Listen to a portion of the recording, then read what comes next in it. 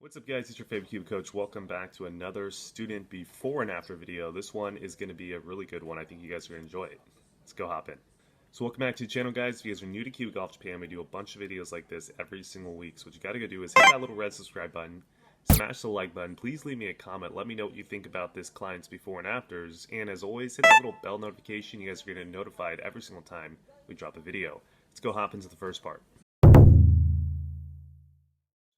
So this particular video, I wanted to start out with the ball flight of the player and then kind of work it back to what swing mechanics are kind of going wrong and then translate it over to what we did in the after swing, and then you're going to see the difference in the ball flight. Now, we typically do this type of format in these before and afters, but what I want to do now in this one is when we are talking about the before swing, we're going to go from basically impact and work our way back up to the top of the swing, just like I would in a lesson and just like I would if I was analyzing any golf swing. So you guys can maybe see a little bit more of an in-depth look into the process of what I would do when I'm analyzing a client's golf swing in terms of trying to fix it. So starting with ball flight, let's see what this player's got going on here.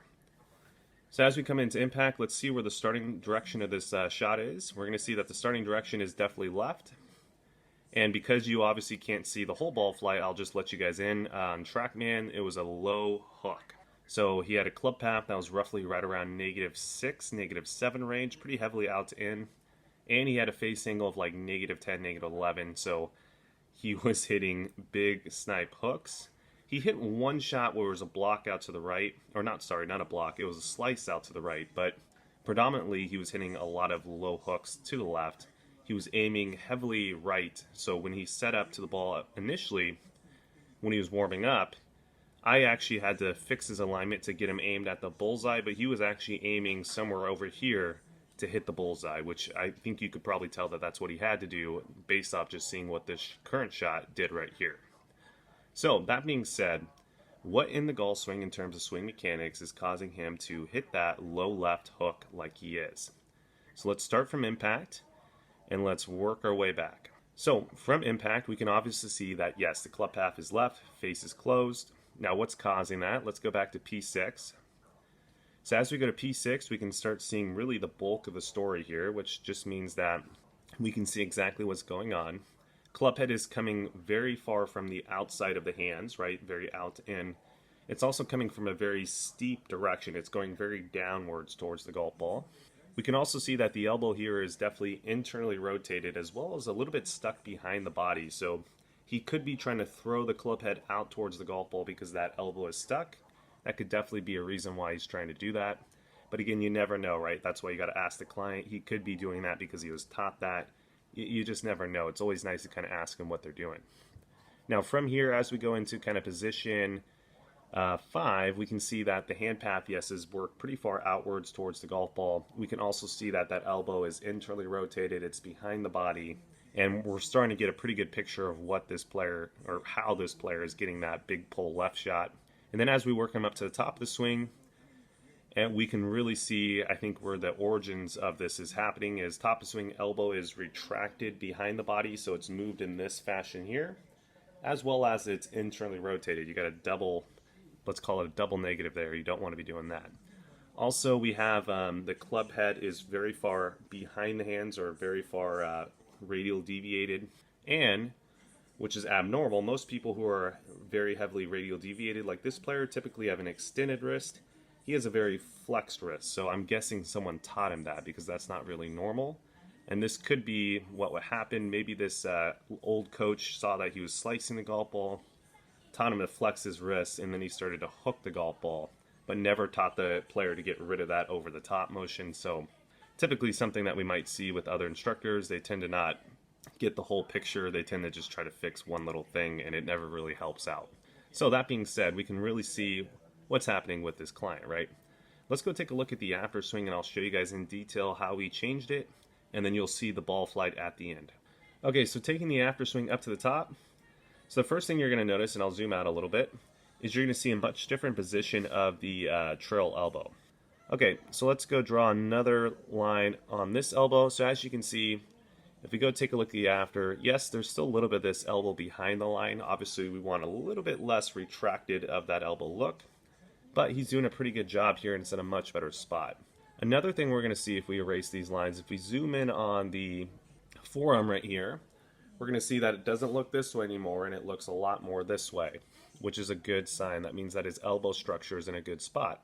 Also, what we changed, which is a big difference, is we got the club head above the hands now, right? So we got rid of a lot of the radial deviation, and now this player has better arm structure and elbow structure, better hand to club head ratio, basically, right? He's not getting so much radial deviated, and now this player is at a top of swing position where he can now start the downswing with getting the elbows much more in front of the body, and then now all we have to make sure that we fix is get rid of that hand path out and that club head steep, because again, we did move the whole arm structure more in front of him, so if we didn't fix that, he would be swinging even more out to in it. He'd be hitting it really, really bad, right? So let's see if we ended up fixing that over the top motion.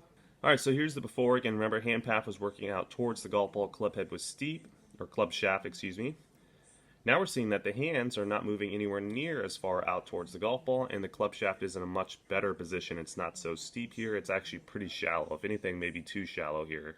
And if you want to check, just draw an angle like I am doing here, and you're going to see that he's roughly right around 41 degrees, which is relatively too shallow, but it's in a much better spot, obviously, than it was before. Elbow over here is in a much better spot, much more in front of the body. It's not so much internally rotated. Let's go take a look at P6. So as we come into P6, again, before the club head was throwing, right, going really close to the golf ball. Now if we look at P6, which is roughly right around here, it's actually behind the hands in this position. So right, that's a huge change in terms of where the path is going to be, which hopefully, if we get the path and the face correct, we're going to start seeing, obviously, the shot start online as opposed to starting way left. He still has a few things. He's a little over-rotated in this position, right? He's not quite moving the body quite perfectly, but again, this is the first lesson of this client, and as you can see, we got the major changes out of the way, which is getting rid of that club head way out in front of him. As we start approaching the golf ball with the before, you can see the club is coming in way from the right side of the golf ball. Now as this club head comes in, we're seeing that it's coming in actually from the left side of the golf ball. So again, that's a massive change in the way that the club head is coming in from. As well, it's a little bit harder to tell or see this in the 2D world, but it's also not coming in as steep as it was before. It's coming in a little bit more from a shallow direction. To give you guys a little bit of an example, this player did have like a -7 angle of attack, -8 angle attack, and he was still swinging 7 degrees left. So quite a bit of a leftward swing direction. Now he had like a -4, -3 angle attack, and I think his club path was like close to 0, maybe +1. So huge difference in the way that he was shifting that swing direction. All right, so now as we come through, this is when you're going to see the ball flight. So again, remember, he was hitting it low left hook. Not very good. And then now as he hits it a little bit off the toe on this particular shot, but then as he hits it here, we can see that now the golf ball is actually starting, if anything, slightly right of the target. And this particular shot, I think, was just a little bit of a block to the right. It didn't quite draw back because he hit it slightly off the toe, which didn't get the face angle where we wanted, but it's a much better result than where it was before, let me tell you that. And then as we start coming through the shot, we're going to see a much different look in really how the elbows and how the foot's releasing and how the knee is releasing, right? So if we take a look at the knee here, now we can see that the knee is actually kicked in the correct amount. We can also see that the foot has now fully released because the knee is released correctly. We can see that the elbow is now not chicken winging, right? Or it's not internally rotated. And just overall, this player was having a much better time finding target and not hitting these like 40-yard pull left shots, right? So overall, what did we do here? What did you guys learn? Hopefully, what do you take away from this video? The main thing is you got to start from the ball flight, work your way back, figure out kind of what's really causing that. Once you identify, you need to have a set-in-stone implementation process, which we do for our clients. And then hopefully, so this client doesn't reverse while he's away from me and away from the lesson, have a really structured practice plan with specific checkpoints so this client can actually check and then make the changes if he needs to make the changes. But I hope you guys enjoy that. If you guys want to see an actual live lesson, if you want to see like maybe a client like this and how we change the client's golf swing so drastically, go ahead and check out our Kiwi Coach live lesson webinar. There'll be a link in the description below. We've been getting really great reviews with this product currently, as well as we're consistently adding to the product. So we have another basically another live lesson with the same client that we're going to be filming August 23rd, which is coming up this month. So we're going to be adding to the product is what I'm trying to tell you. So there's going to be a lot more value for the same price. Everyone who's already purchased the product, don't worry, you don't have to pay for it again. We're just going to give you the new files. If you do want to purchase the product, now is a good time to purchase it because there's a lot of different stuff that's going to be coming into this product. And I think it's going to be really beneficial for a lot of you guys out there. So other than that, I hope you guys like, comment, subscribe, share, all that good stuff. And I'll see you guys again next time.